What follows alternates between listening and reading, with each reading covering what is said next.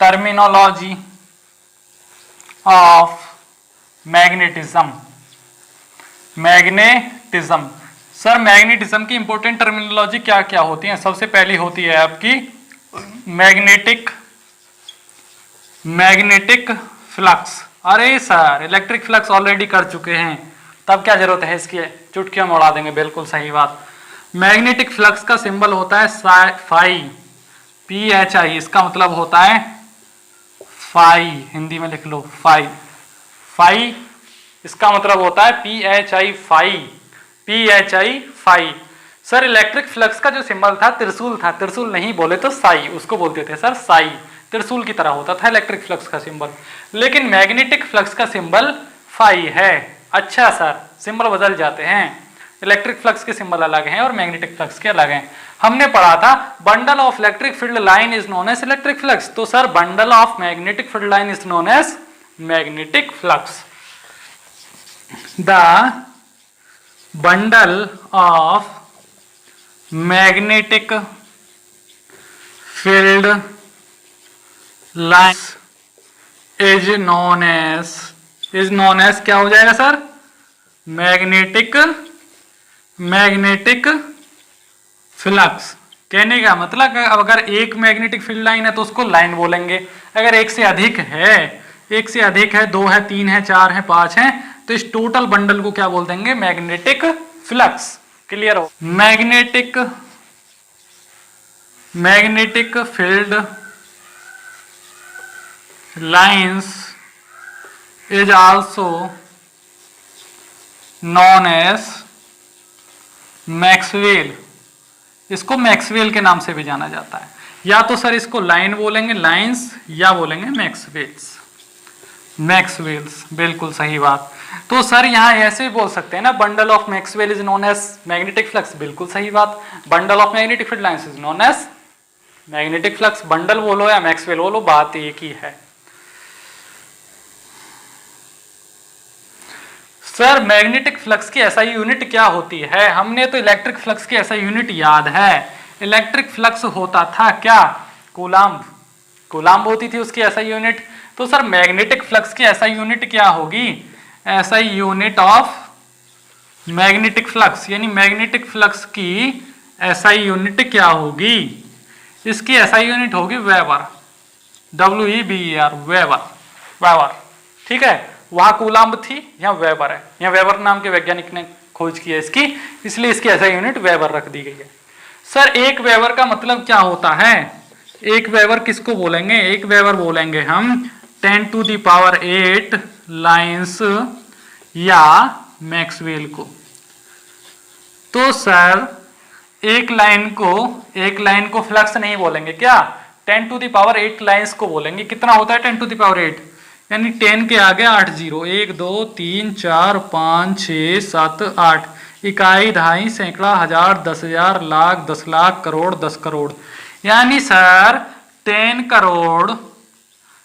Crore lines को ही एक weber बोला जाएगा। अच्छा, अब समझ में आया कि छोटे अमाउंट की ऐसा यूनिट नहीं होती है। जैसे चार्ज में एक कूलाम्ब को बोला था कितना?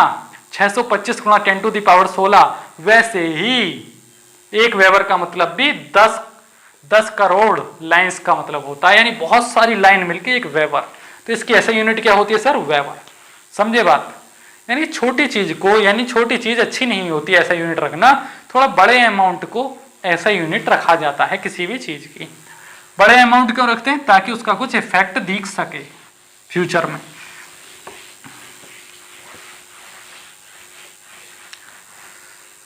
नेक्स्ट टॉपिक है यहां से आपका मैग्नेटिक फ्लक्स डेंसिटी।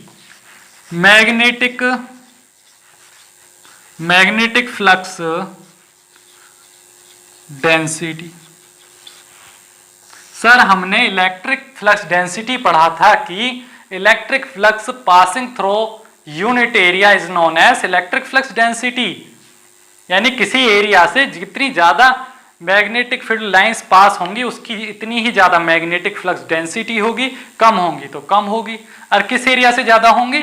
जो फुलफुला होगा। और जो ठुका ठुका एरिया होता है मजबूत, उसकी डेंसिटी ज्यादा होती है। समझे बात? Magnetic flux passing through any area, the magnetic flux passing through an area at right angle. Sir electric flux वाले में भी राइट एंगल का फंडा था क्या?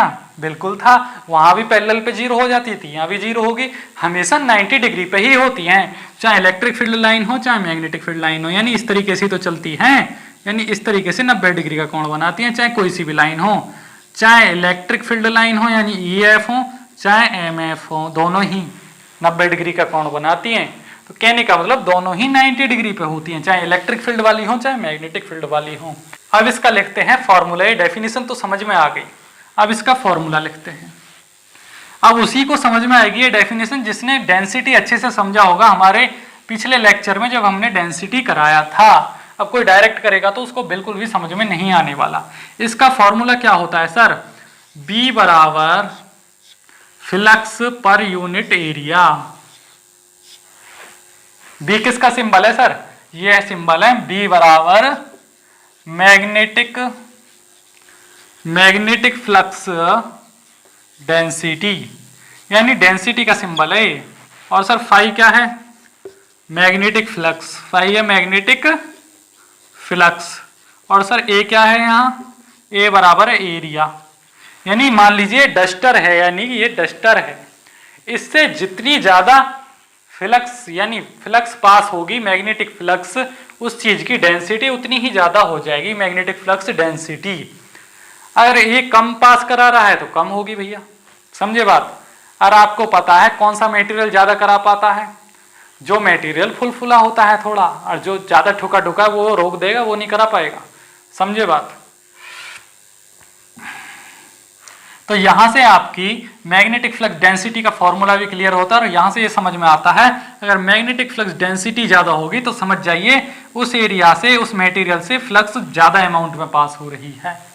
और अमाउंट में फ्लक्स कम पास हो रही है तो सीधे सीधे समझ जाइए उसकी मैग्नेटिक फ्लक्स डेंसिटी कम है उस मटेरियल की।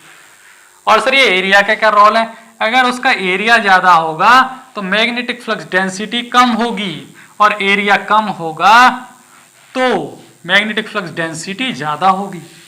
अच्छा सर एरिया पे भी डिपेंड करती है मैग्नेटिक फ्लक्स डेंसिटी?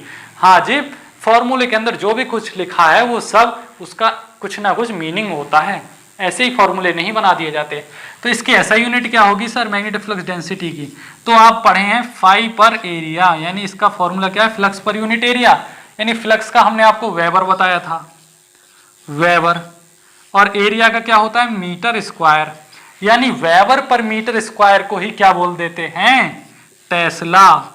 इसको ही टेस्ला बोला जाता है। तो सर एग्जाम में वेबर पर मीटर स्क्वायर भी पूछ सकता है, बिल्कुल पूछ सकता है, यानी दोनों ही इसके ऐसा यूनिट है, चाहे वेबर पर मीटर स्क्वायर बोले चाहे टेस्ला बोले, दोनों ही करेक्ट हैं। अच्छा टेस्ला कॉइल यहीं से आती है, बिल्कुल यहीं से आती है, आगे ना बात समझ में, यानी मैग्नेटिज्म से ही टेस्ला कॉइल का आविष्कार हुआ है।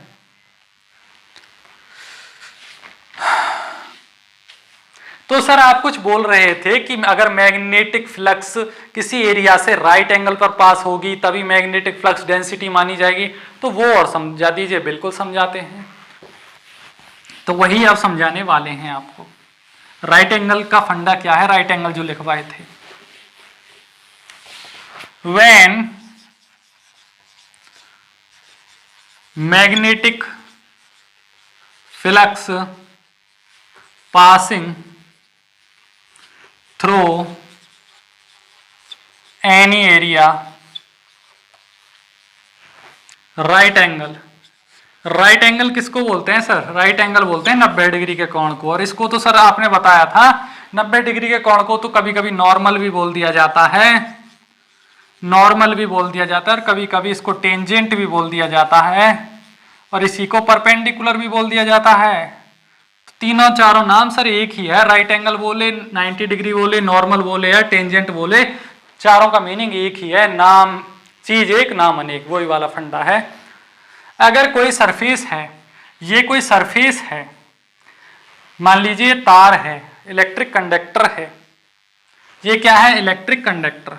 अगर मैं इसमें करंट यहां से दूंगा तो यहाँ इस तरीके से मैग्नेटिक फील्ड लाइंस बनेंगी, बिल्कुल बनेंगी। तो कैसे होंगे? 90 डिग्री का कोण बनाएंगे, यानी कोण कितने डिग्री का बनेगा? 90 डिग्री का। तो सर यहाँ मैग्नेटिक फ्लक्स डेंसिटी कैसी होगी? मैक्सिमम, यानी कि सर मैग्नेटिक फ्लक्स डेंसिटी यहाँ मैक्सिमम होगी, यानी बिल्कुल होगी। होने का मतलब ही मैक्सिमम है, यानी 100% होगी। फ्लक्स यानी मैग्नेटिक फ्लक्स डेंसिटी यानी B इंटू ए का फॉर्मूला होता है maximum flux density passing through an area. का मतलब क्या है? इसका मतलब है फाई एम बराबर बी इंटू ए, फाई एम बराबर बी इंटू ए एट 0 डिग्री, यानी magnetic flux passing through an area at 0 degree बोल रहा हूं।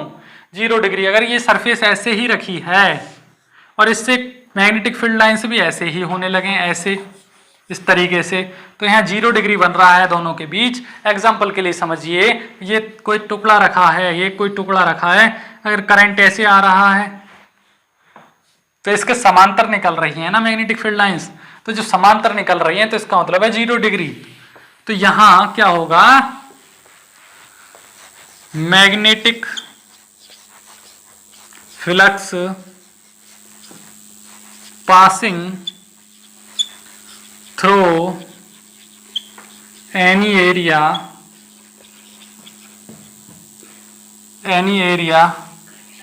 when surface is parallel then flux is 0, यानी अगर सरफेस किसके पैरेलल है? मैग्नेटिक फील्ड लाइंस के पैरेलल है, तो वहां मैग्नेटिक फ्लक्स कितनी होगी? 0 होगी। और सर 90 डिग्री पर होती है। एक हमने सर इंक्लाइंड वाला केस भी पढ़ा है, इसको रफ कर देते हैं यहां से। और सर एक इंक्लाइंड वाला केस भी पढ़ा है, INCLINED। इंक्लाइंड का मतलब होता है कुछ एंगल, यानी कुछ कोण बन रहा है। कितना बनना है? 0 डिग्री भी नहीं होगा और 90 डिग्री का भी नहीं होगा, इनके बीच में हो सकता है, 0 से और 90 के बीच में हो सकता है। 5 डिग्री हो सकता है, 10 हो सकता है, 20 हो सकता है, ऐसे।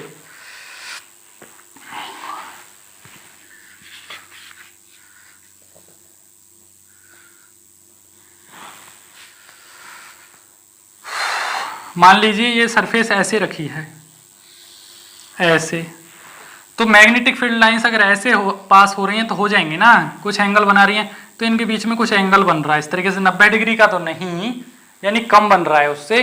तो अगर कुछ एंगल बन रहा है तो वहां मैग्नेटिक फ्लक्स पास होगी कुछ अमाउंट में।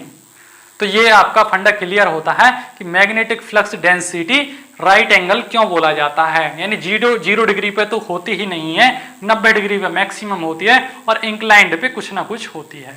तो thank you so much for watching this video.